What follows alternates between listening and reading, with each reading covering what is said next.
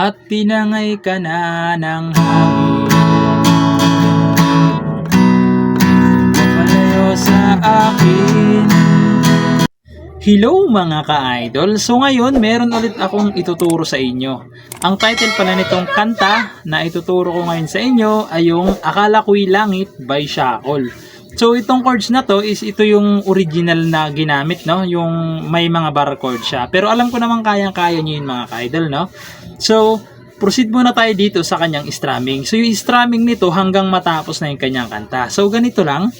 Down, down, up, up, down, down. Okay, hanggang matapos na yung kanyang kanta, yan na yung strumming natin. Palitan nyo na lang kung sakaling gusto nyong palitan, no? So, proceed na tayo doon sa kanyang verse. So, yung verse niya rito mga ka-idol is A. Yung A, second string, second string, tsaka third string. Second, third, fourth pala. Yan. A, second string, third string, fourth string, A. Ayan. Tapos B, yung B nakabar sa second fret. Sa fourth fret naman, second string, third string, fourth string ulit. Ayan, B. Kung hindi nyo ganyan kaya mga ka-idol magbar, balik ganito na lang yung gawin nyo. Ayan. Pagtapos nyo mag-A, ililipat nyo lang sa fourth fret. Ayan, sa fourth fret na siya. Tapos ito, iipit nyo lang sa second fret, first string. Ayan yung B na gagamitin nyo na shortcut. Okay? Yan. Ganito naman yung normal na B. So, practicein nyo lang mga ka-idol yung bar chords para hindi kayo mahirapan. No? So, ayan, B. Tapos, pupunta kayo ng E. Yung E, ito siya. First string. First fret, third string. Sa second fret, fifth string, tsaka fourth string. Ayan. Tapos, isa pang E. Ayan, nakita nyo dyan. Kung nakikita nyo dyan, dinoble ko lang yan. Dinalawa ko lang para hindi kayo malito. Babalik lang kayo sa A, B, tapos isang ina lang. Okay, isang ina lang. Pagkatapos nyan, pupunta naman na kayo ng C sharp minor. Actually, itong C sharp minor sa free chorus na to, dinugtong ko na lang para hindi na kayo malilito. Ayan, C sharp minor.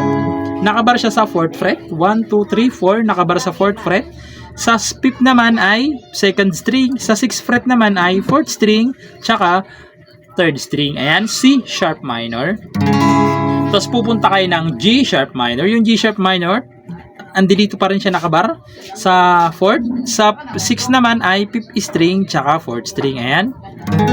Yung C sharp minor tsaka G sharp minor, 2 times nyong gagawin, 2 beses. Pag nagawa nyo ng 2 beses, pupunta kayo ng A, tapos G sharp minor, tapos A ulit, tapos B, tapos isa pang B. Okay? So, sasampulan ko para mas maintindihan nyo. So, yung intro niya pala mga ka-idol, isang pirasong I lang, isang pirasong I. So, sasampulan ko. So, ganito siya. At tinangay ka na ng hangin, papalayo sa akin. Kasi yung sa baba, wala nang iisipin, kaibangan ko'y natapos din, nasanay na akong magulo ang mundo, nasanay na akong malayo sa'yo, wala na kahit pa maganda mong alaalang nakakapit, aalisin ko na rin ang larawan mong nakasabit. Akala ko'y langit. Tapos doon na yun sa chorus, okay? So, proceed na tayo doon sa kanyang chorus. So, yung chorus niya rito mga ka-idol is E. Ayan, naturo ko na isa-isa kanina yung string, kaya hindi ko na lang iisa-isahin niya, no? So, E, C sharp minor, F sharp minor. Yung F sharp minor is ito siya, sa second fret nakabar. Sa fourth fret naman ay fourth string lang, tsaka fifth string tsaka fourth string. Ayan, F sharp minor. Tapos, bali 2 times pala. 2 times yung gagawin yung mga ka-idol. Yung E, C sharp minor, F sharp minor, tsaka B, 2 times yung gagawin yun. Pag nagawa nyo ng 2 times, pupunta lang kayo ng E. Okay? So, sasampulan ko yung chorus para mas maintindihan nyo. So, ganito naman siya kapag kinantahan. Akala ko'y langit, bakit ang init?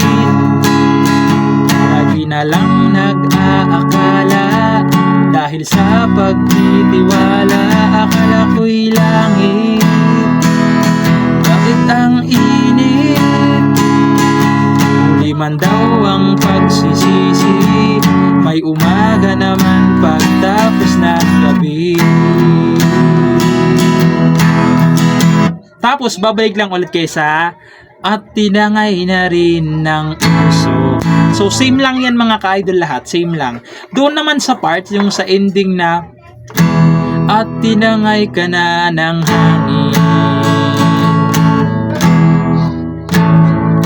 papalayo sa akin. So yung chords niya naman dyan sa ending mga ka-idol is A, B, tapos E.